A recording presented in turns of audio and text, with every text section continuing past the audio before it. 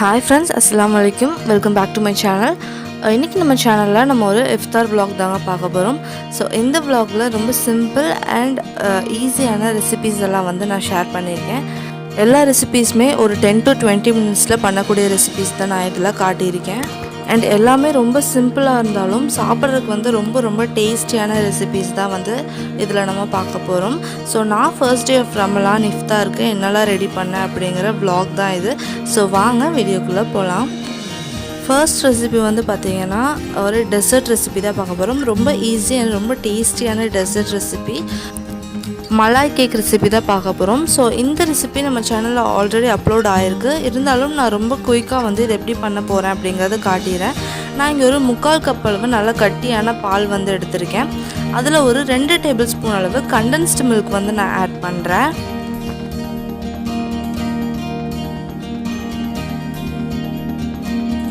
And இதுக்கு கொஞ்சம் நட்ஸும் நமக்கு சாஃப்ரானும் தேவைப்படும், அதுவும் எடுத்து வச்சுக்கலாம். அண்ட் கேக் வந்து நான் முந்தின நாளே பேக் பண்ணி எடுத்து வச்சுட்டேன்.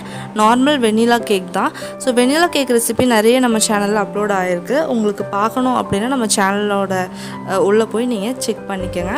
ஸோ அதை வந்து 2ஆக கட் பண்ணி எடுத்து ஒரு ட்ரேயில் வந்து நான் அசெம்பிள் பண்ணி வைக்க போகிறேன். இந்த சைடு நம்மளோட பால் வந்து சிம்மில் வச்சு நல்லா வந்து நான் காய்ச்சிட்ருக்கேன். பால் வந்து ஓரளவுக்கு கெட்டியாகிற வரைக்கும் நம்ம காய்ச்சணும். அது ஒரு 10 மினிட்ஸ் காய்ச்சின அப்புறமா ஒரு பிஞ்ச் அளவு சாஃப்ரான் வந்து அதில் ஆட் பண்ணிக்கலாம். சாஃப்ரான் தான் நம்ம கேக்குக்கு வந்து நல்ல ஒரு ஃப்ளேவர் கொடுக்க போகுது. ஸோ ஆட் பண்ணிட்டு நல்லா வந்து மிக்ஸ் பண்ணி விட்டுக்கோங்க. கலரும் வந்து இந்த சாஃப்ரானில் தான் வந்து நம்ம ஆட் பண்ண போகிறோம். எந்த ஆர்டிஃபிஷியல் கலரும் நம்ம இதில் ஆட் பண்ண போகிறது கிடையாது. அடுத்ததாக ஒரு 3 டேபிள் ஸ்பூன் சர்க்கரையும் 1 டேபிள் ஸ்பூன் அளவு மிக்ஸ்டு நட்ஸும் வந்து ஆட் பண்ணிக்கலாம். ஆட் பண்ணிட்டு இதை நல்லா வந்து நம்ம மிக்ஸ் பண்ணிகிட்டே இருக்கலாம். நல்லா வந்து அந்த மலாய் வந்து சைடில் கலெக்ட் ஆகும் இல்லையா, அதை நல்லா வந்து கரண்டி வச்சு நல்லா எடுத்து விட்டுட்டே இருங்க. நல்லா மிக்ஸ் பண்ணி விட்டுட்டே இருங்க. இப்போ வந்து பார்த்திங்கன்னா நான் வந்து அது ரெடி பண்ணி வச்சு ஒரு 4 ஹவர்ஸ் கிட்ட ஆயிடுச்சு. நல்லா வந்து மேலே இந்த மாதிரி மலாய் வந்து கலெக்ட் ஆகி வந்துருந்துச்சு. இந்த மாதிரி ரெடியானால் தான் நம்மளோட கேக் வந்து நல்லா டேஸ்டியாக இருக்கும். ஸோ இப்போ வந்து ஒரு ஃபோர்க் வச்சு நம்ம கேக்கில் வந்து நல்லா வந்து ஹோல்ஸ் வந்து நம்ம ப்ரிக் பண்ணி விட்டுடலாம். அண்ட் உங்களுக்கு டைம் இருந்துச்சுன்னா இந்த மலாய் வந்து ஒரு 2 ஹவர்ஸ் கிட்ட நல்லா ஃப்ரிட்ஜில் வச்சு நல்லா சில் பண்ணி எடுத்துருங்க. அப்போ வந்து இனியும் ரொம்ப நல்லா டேஸ்டியாக இருக்கும். கேக்கில் நல்லா சீக்கிரமாக ஊறிடும். இப்போ வந்து இந்த மலாய் மில்க் வந்து மேலே நம்ம ஃபுல்லாக கேக்கில் வந்து ஊற்றி விட்டுக்கலாம். கொஞ்சம் வந்து சர்வ் பண்ணி வைங்க. எதுக்குன்னா சர்வ் பண்ணும்போது கொஞ்சம் மேலே ஊற்றி கொடுத்தா இன்னும் நல்லா டேஸ்டியாக இருக்கும். ஸோ அதுக்காக நான் ஒரு 1/4 கப் அளவு மில்க் வந்து தனியாக எடுத்து வச்சுருந்தேன். ஃபைனலாக வந்து கொஞ்சமாக மிக்ஸ்டு நட்ஸ் வந்து மேலே நம்ம தூவி விட்டு சர்வ் பண்ணிடலாம். அவ்வளோதான். இதை வந்து ஒரு 4 ஹவர்ஸ் நம்ம சில் பண்ணி எடுத்துட்டோம் அப்படின்னா சூப்பரான டெசர்ட் வந்து ரெடி ஆயிரும். மலாய் கேக் எங்கள் வீட்டில் ரொம்ப ஃபேவரட். கண்டிப்பாக வந்து ட்ரை பண்ணி பாருங்கள். அடுத்ததாக மீன்வேல் நான் என்ன பண்ணிட்டேன் அப்படின்னா கஸ்டர்ட் ட்ரிங்க் தான் வந்து பண்ணலாங்கிற ஐடியாவில் இருந்தேன். பட் கஸ்டர்ட் பவுடர் வந்து தொலாவும் போது இல்லைன்னு தெரிஞ்சுது. ஸோ நான் வீட்டிலே டக்குன்னு கஸ்டர்ட் பவுடர் வந்து ரெடி பண்ணிட்டேன். ஒரு 5 table spoon sugar, 5 table spoon சர்க்கரை, 5 டேபிள் ஸ்பூன் மில்க் பவுடர் போட்டு நல்லா மிக்சியில் அரைச்சி எடுத்துட்டேன். நம்மளோட சூப்பரான கஸ்டர்ட் பவுடரும் வந்து ரெடி ஆயிடுச்சு. ஸோ அதை வச்சு நம்ம ஒரு கஸ்டர்ட் ட்ரிங்க் வந்து ரெடி பண்ண போகிறோம். ஒரு 2 டேபிள் ஸ்பூன் அளவு கஸ்டர்ட் பவுடர் வந்து நான் ஒரு பவுலில் எடுத்துக்கிறேன். இதில் வந்து ஒரு 1/2 கப் அளவு பால் வந்து நம்ம ஆட் பண்ணிக்கலாம். ஒரு 2லேருந்து 3 டேபிள் ஸ்பூன் பால் ஆட் பண்ணிட்டு அதில் எந்த வித கட்டியும் இல்லாமல் நல்லா வந்து மிக்ஸ் பண்ணி எடுத்து வச்சுக்கோங்க.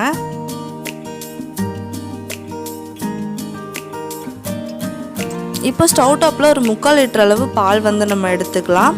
அதை வந்து லைட்டாக சூடு பண்ணிவிட்டு லோ ஃப்ளேம்லேயே வச்சு சூடு பண்ணுங்கள். சூடு பண்ணதும் நம்ம ரெடி பண்ணி வச்சோல கஸ்டர்ட் மிக்சர் அதை வந்து நல்லா மிக்ஸ் பண்ணி விட்டுட்டு அதில் ஆட் பண்ணி விட்டுருங்க. ஆட் பண்ணதும் நல்லா வந்து மிக்ஸ் பண்ணி விடுங்க. ஒரு 4 to 5 மினிட்ஸ் இது நல்லா வந்து குக் ஆகட்டும். இது நல்லா குக் ஆன அப்புறமா ஒரு 3லேருந்து 4 டேபிள் ஸ்பூன் சர்க்கரை ஆட் பண்ணிக்கோங்க. நீங்கள் கண்டென்ஸ்டு மில்க் கூட ஆட் பண்ணலாம். நான் வந்து சுகர் தான் வந்து ஆட் பண்ணுறேன். ஆட் பண்ணிட்டு நல்லா வந்து மிக்ஸ் பண்ணி விட்டுடலாம். இப்போது இதுலேயே கொஞ்சமாக மிக்ஸ்டு நட்ஸ் வந்து ஆட் பண்ணிக்கோங்க. இது ஆப்ஷனல் தான், ஆனால் போட்டால் ரொம்ப டேஸ்டியாக இருக்கும். ஆட் பண்ணிட்டு நல்லா வந்து ஒரு 2 மினிட்ஸ் இன்னியும் கூட இது நல்லா கொதிக்கட்டும். இது லைட்டாக க்ரீமியாக மாற ஆரம்பிக்கும் போது நம்ம இதை வந்து ஸ்டவ்வில் ஆஃப் பண்ணிவிட்டு இதை வந்து சில் பண்ண விட்டுடலாம். இப்போ கொஞ்சமாக வந்து கஸ்கஸ், அதாவது சப்ஜா விதை இருக்கு இல்லையா, அதை வந்து நம்ம ஊற வச்சிடலாம்.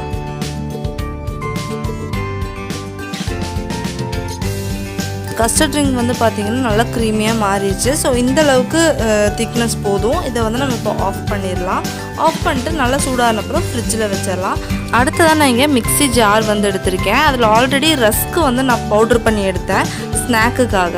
ஸோ அதே மிக்ஸி ஜாரில் வந்து நான் ஒரு 1/2 kg அளவு போன்லெஸ் சிக்கன் வந்து ஆட் பண்ணுறேன். இது வந்து நம்ம சிக்கன் டோனட்ஸ் பண்ண போகிறோம். அதுக்காக தான் எல்லா சிக்கனும் வந்து ஆட் பண்ணிடலாம். போன்லெஸ் சிக்கன் எடுத்துக்கோங்க. அது கூட வந்து ஒரு மீடியம் சைஸ் உள்ள கேப்சிகம் வந்து ஆட் பண்ணுறேன். அடுத்ததாக பச்சை மிளகா ஒரு 2 கட் பண்ணி வச்சுருக்கேன் சின்ன சைஸில், அதுவும் ஆட் பண்ணிட்டு கொத்தமல்லியும் ஆட் பண்ணிக்கலாம்.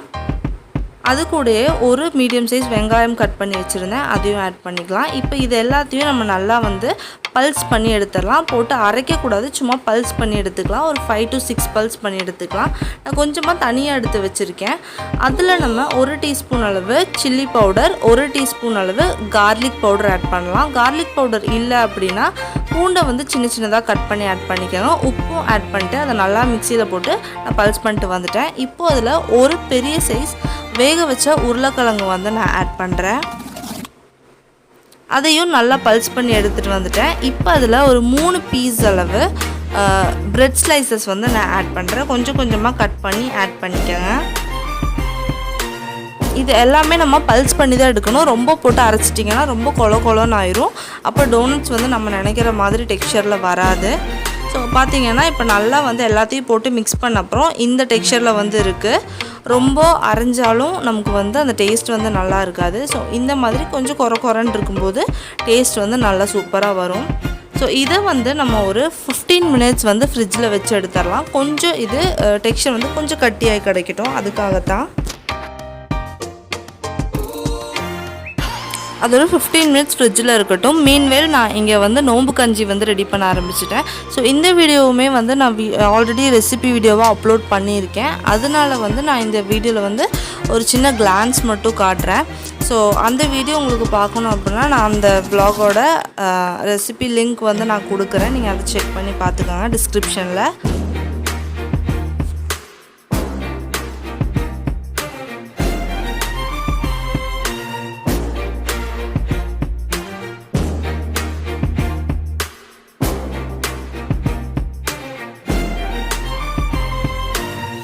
நோம்பு கஞ்சி தாளித்து விட்டாச்சு, விசில் விட்டுட்டு அடுத்ததாக வந்து ஒரு ட்ரிங்க் வந்து ரெடி பண்ணணும். ஸோ மெயினான ட்ரிங்க் வந்து பார்த்திங்கன்னா தண்ணி ட்ரிங்க் வந்து ரொம்ப என்னதான் பால் ட்ரிங்க்கெல்லாம் இருந்தாலும் அந்த தண்ணி ட்ரிங்க் வந்து கண்டிப்பாக நமக்கு தேவைப்படும். ஸோ அதுக்கு வந்து நான் இங்கே வந்து டேங்க் வந்து எடுக்க போகிறேன். ஸோ அதுதான் சீக்கிரம் எனக்கு பண்ண முடிகிற மாதிரி இருந்துச்சு. ஸோ அதனால் வந்து டேங்க் வந்து ஒரு 2 டம்ளர் மட்டும் எடுத்திருக்கேன். ஏன்னா ஃப்ரிட்ஜில் எனக்கு சுத்தமாக இடம் இல்லைங்கிறனால டம்ளர்லேயே கலக்கி வச்சிடலாம் அப்படின்னு சொல்லிட்டு 2 டம்ளர் அளவு தண்ணி எடுத்திருக்கேன். அதில் 2 டீஸ்பூன் அளவு டேங்க் பவுடர் வந்து ஆட் பண்ணியிருக்கேன். அதை வந்து நல்லா மிக்ஸ் பண்ணி விட்டுடலாம். அடுத்ததாக அதில் வந்து ஒரு டீஸ்பூன் அளவு சப்ஜா சீட்ஸ் வந்து ஆட் பண்ணிக்கலாம். ஆட் பண்ணிட்டு நல்லா மிக்ஸ் பண்ணி விட்டுடலாம். அவ்வளோதான். இது அப்படியே தூக்கி ஃப்ரிட்ஜில் வச்சுட்டா நமக்கு சூப்பர் இன்ஸ்டண்ட்டான ஒரு வாட்டர் ட்ரிங்க் வந்து ரெடி ஆயிடுச்சு. இதை வந்து ஃப்ரிட்ஜில் வச்சுட்டு வந்துடுறேன். அடுத்ததாக இங்கே வந்து டோனட்ஸ்க்காக 15 minutes நம்ம உள்ளே வச்சுருந்தோம் இல்லையா மீட்டோட அந்த மிக்சர், அதை வந்து எடுத்துக்கலாம். இன்னொரு பிளேட்டில் வந்து கொஞ்சமாக கார்ன்ஃப்ளவர் வந்து நான் போட்டுக்கிறேன். இன்னொரு பிளேட்டில் வந்து பட்டர் பேப்பர் எடுத்து வச்சுருக்கேன். எதுக்குன்னா டோனட்ஸ் வந்து நம்ம தட்டிட்டு அதில் வைக்கிறதுக்காக. கையில் வந்து நல்லா எண்ணெய் க்ரீஸ் பண்ணிவிட்டு ஒரு பெரிய சைஸ் அளவு அந்த மீட் டோ வந்து நம்ம எடுத்துக்கலாம். எடுத்துகிட்டு இன்னொரு கையில் வச்சு நல்லா வந்து தட்டிக்கலாம். வடை மாதிரி தட்டிக்கலாம். நல்லா ஒரு ஹோல் வச்சு நல்லா வடை மாதிரி தட்டிக்கலாம். தட்டிட்டு இதை வந்து நம்ம அந்த கார்ன்ஃப்ளவர் மிக்சரில் நல்லா வந்து போட்டு உருட்டி எடுத்துடலாம். நல்லா கார்ன்ஃப்ளவர் எல்லா இடத்துலையும் படுற மாதிரி இது பண்ண அப்புறமா அதை வந்து நம்ம அந்த பட்டர் பேப்பரில் வந்து ப்ளேஸ் பண்ணிடலாம். இதே மாதிரி எல்லா டோனட்ஸும் வந்து நம்ம ரெடி பண்ணி எடுத்துக்கலாம். நான் ஒரு 6 டோனட்ஸ் வந்து இந்த மாதிரி ரெடி பண்ணி எடுத்துக்கிட்டேன். இது ரெடி பண்ணி எடுத்த அப்புறமா நம்ம இதையும் வந்து ஒரு 10 minutes நம்ம ஃப்ரிட்ஜில் வந்து வச்சிடலாம். அந்த டோனட்ஸ் வந்து நல்லா கட்டியாக கிடைக்கும். நமக்கு ஃப்ரை பண்ணும்போது ரொம்ப ஈஸியாக இருக்கும். அதுக்குள்ளே நம்ம இங்கே ஒரு 2 முட்டை வந்து நான் பிளேட்டில் எடுத்துருக்கேன். கொஞ்சமாக உப்பு எடுத்துக்கலாம். இதை நல்லா வந்து மிக்ஸ் பண்ணி விட்டுருங்க. அடுத்ததாக இன்னொரு இதில் வந்து பிரெட் க்ரம்ஸ் நான் ரெடி பண்ணேன் இல்லையா, அதாவது ரஸ்கோட க்ரம்ஸ் தான் இன்றைக்கி நான் ரெடி பண்ணியிருக்கேன். ஸோ அதை வந்து இன்னொரு பிளேட்டில் நான் மாற்றி வச்சுருக்கேன். ஸோ இந்த டோனட்டோட டோ வந்து ஃபர்ஸ்ட் நம்ம முட்டையில் டிப் பண்ணிட்டு அதுக்கப்புறமா நம்ம அந்த பிரெட் க்ரம்ஸில் வந்து நம்ம டிப் பண்ணிக்கலாம். ரஸ்கோட க்ரம்ஸில் பண்ணப்போ ரொம்ப கிறிஸ்பியாக இருந்துச்சு, நல்லா டேஸ்டியாகவும் இருந்துச்சு. ஸோ இன்ஸ்டண்ட்டாக உங்களுக்கு பிரெட் க்ரம்ஸ் இல்லை அப்படின்னா டக்குன்னு ரஸ்க் இருந்துச்சு கையில் அப்படின்னா டக்குன்னு நீங்கள் அதை நல்லா பல்ஸ் பண்ணிட்டு அதை வந்து யூஸ் பண்ணலாம். ரொம்பவே நல்லா இருந்துச்சு டோனட்ஸ்க்கு. நல்லா வந்து எல்லா இடத்துலையும் படுற மாதிரி அந்த ஹோல்குள்ளே நல்லா படுற மாதிரி பண்ணிவிட்டு எடுத்து வச்சுக்கலாம்.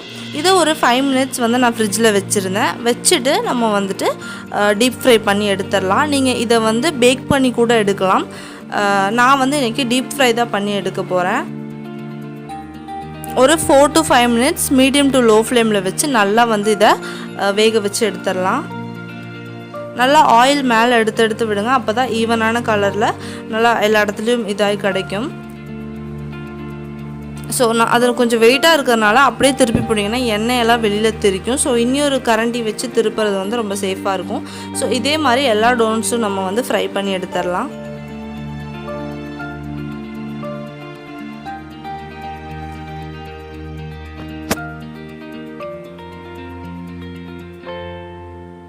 டோனட்ஸ் வந்து ஃப்ரை பண்ணுறதுக்குள்ள நம்ம கஸ்டர்ட் ட்ரிங்க் ரெடி பண்ணி வச்சோம் இல்லையா, அது ஃப்ரிட்ஜில் வச்சுருந்தோம்.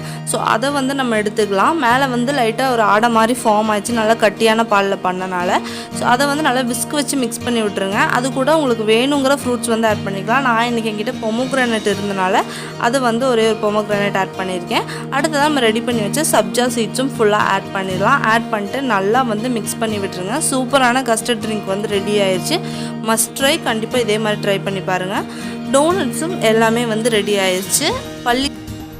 நோம்பு கஞ்சியும் வந்து பார்த்திங்கன்னா ரெடி ஆயிடுச்சு. ஸோ அதையும் நம்ம ஒரு டம்ளரில் வந்து சர்வ் பண்ணிக்கலாம்.